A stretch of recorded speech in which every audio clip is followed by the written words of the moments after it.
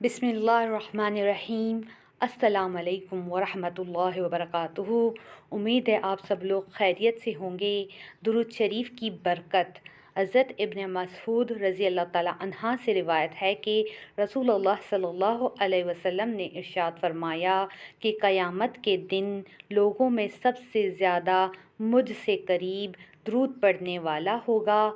इससे ज़्यादा क्या नेमत मिसाल मोहब्बत होगी, बेमिसाल एहसास और अजीब इनाम व इकराम, जिसको ना कान ने सुना होगा और ना आँख ने देखा होगा। मैदान हशर में जिस इंसान के नामे आमाल में दो चीज़ें कसरत से मिलेंगी, एक दुरूद पाक और दूसरा इस्तग़फ़ार, तो ये दोनों आमाल इसकी निजात के लिए काफ़ी व शाफ़ी होंगे। कसरत से दुरूद पाक पढ़ने से ज़िंदगी में नबी अकरम सल्लल्लाहु अलैहि वसल्लम की ताहीद और तवज्जो शामिल हाल हो जाती है। इसलिए दुरूद पढ़ने वाले का हर काम आसानी से होता चला जाता है। दुरूद पढ़ने वाले का काम आसानी से होता चला जाता है और ज़िंदगी के तमाम रास्ते साफ़ व रोशन और हमवार होते चले जाते हैं।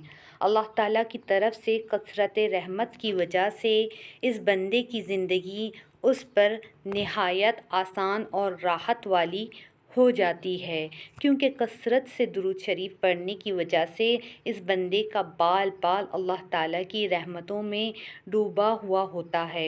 इसकी वजह से बुज़ुर्गों का कौल है कि दुरूद पाबंदी से पढ़ने वाला भयानक ज़िंदगी से निकलकर रूहानियत वाली पाकीज़ा ज़िंदगी में दाखिल हो जाता है।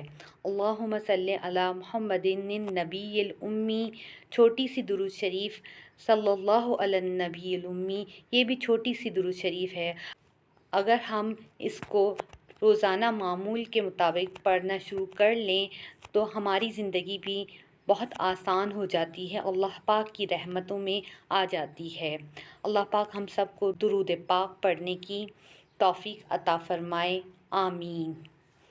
अगर आपको आज की ये वीडियो अच्छी लगी और इससे कुछ सीखने का मौका मिला तो इस वीडियो को लाइक, शेयर और इस चैनल को सब्सक्राइब ज़रूर कीजिए। शुक्रिया।